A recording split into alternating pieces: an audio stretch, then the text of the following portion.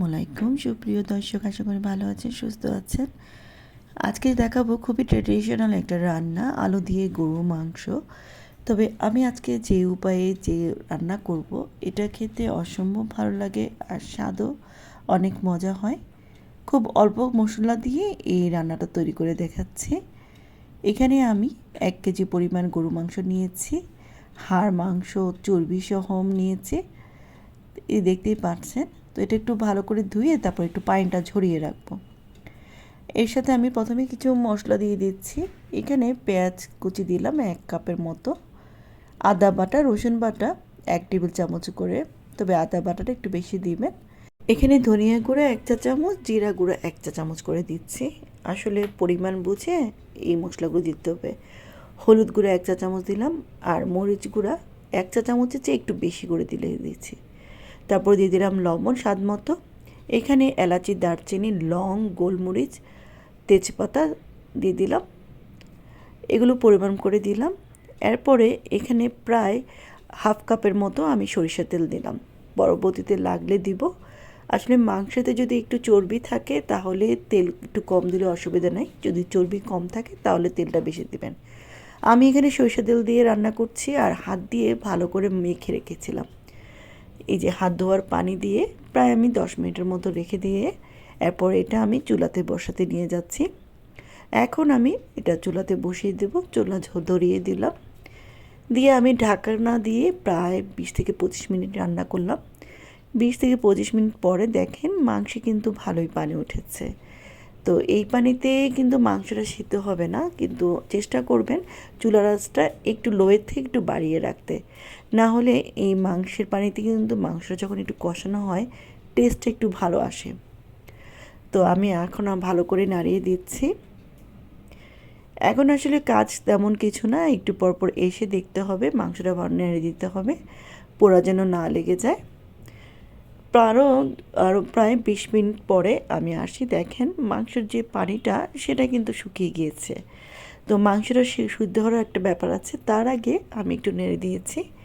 এরপরে প্রায় 1 কাপের চেয়ে একটু বেশি পরিমাণ গরম পানি দিয়েছি, একদম উতলানো গরম পানি না, একটু গরম পানি ছিল সেটা দিয়ে দিলাম, দিয়ে আবার একটু নাড়িয়ে দিচ্ছি। কারণ আমি এর মধ্যে মাংসটা যখন সিদ্ধ হবে তখন এখানে আলু দিব, তাই এর মাঝে যেন মাংসটা সিদ্ধ হয়ে যায়। প্রায় এখানে আমি আরও প্রায় 10-15 মিনিট পরে আসলাম, দেখলাম যে পানিটাও কিন্তু একটু শুকিয়ে আসছে, মাংসটাও কিন্তু প্রায় সিদ্ধ হওয়ার পথে।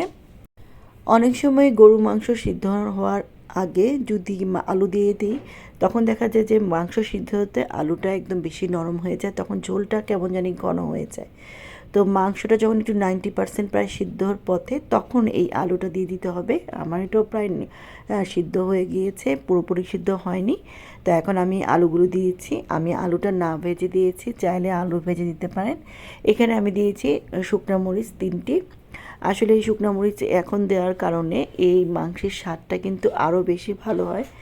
প্রথম দিকে দিলে এই শুকনো মরিচগুলো কিন্তু অনেক সময় গলে যায়, তো আমি এখন শেষ পর্যায়ে কিন্তু শুকনো মরিচটি দিয়েছি আর আলুও দিয়ে দিলাম। আলু দিয়ে আলু সিদ্ধর জন্য অপেক্ষা করব। আর আমি যেহেতু একটু ঝোল রান্না করব, তো আলুটা যখন একটু ভাজা ভাজা হবে, আমি কিন্তু বেশি সময় লাগে নাই, প্রায় 10 মিনিট পরেই কিন্তু ঢাকনাটা খুলেছি, আলুর কিন্তু এখনও সিদ্ধ হয়নি। আর আমি তো ঝোল দিব, তাই এখানে আমি পরিমাণ মতো পানি দিয়ে দিচ্ছি, যতটুকু সিদ্ধ হওয়ার পরে ঝোল থাকবে সেই পরিমাণে দিব।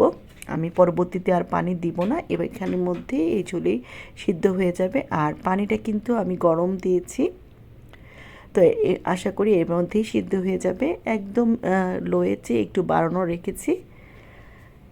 এখন প্রায় 10-15 মিনিট পরে আমি ঢাকনাটা উঠিয়ে এখানে জিরা গুঁড়ি দিয়ে দিলাম। এই জিরা গুঁড়িটা দেওয়ার কারণে এই মাংসের ঝোলটা কিন্তু অনেক টেস্ট হয়, ভালো লাগে। তো এখন দিয়ে আমি লবণ একটু চেক করলাম, তারপর দিয়ে দিলাম কাঁচামরিচ। এই কাঁচামরিচটা দিয়ে আমি আর কিন্তু বেশিক্ষণ রাখবো না, এর চেয়ে যদি আমি এটা বেশি টানিয়ে ফেলি তাহলে কিন্তু ঝোলটা ঘন হয়ে যাবে। একটু আলুর তরকারি, আলুর দিয়ে মাংস রান্না করলে একটু ঝোল থাকলে খেতে ভালো লাগে। তো একটু দেখিয়ে দিচ্ছি, প্রায় 5 মিনিট পরে তেলটা কিন্তু উপরে উঠে গিয়েছে, আর হচ্ছে আমার এভাবে আলুটাও সিদ্ধ হয়ে গিয়েছে, মাংসটাও সিদ্ধ হয়েছে। চুলাটা বন্ধ করে দিব। এরপর আমি সার্ভিং ডিশে নিয়ে আপনাদেরকে দেখিয়ে দিচ্ছি। আসলে এই মাংসটা এত টেস্টি হয়, ভাত, রুটি, পোলাও যেকোনো কিছুর সাথেই ভালো লাগে। আশা করি আজকের রেসিপিটি ভালো লেগেছে। ভালো লাগে আমার চ্যানেলটি সাবস্ক্রাইব করে রাখার অনুরোধ রইল। সবাই ভালো থাকবেন। আল্লাহ হাফেজ।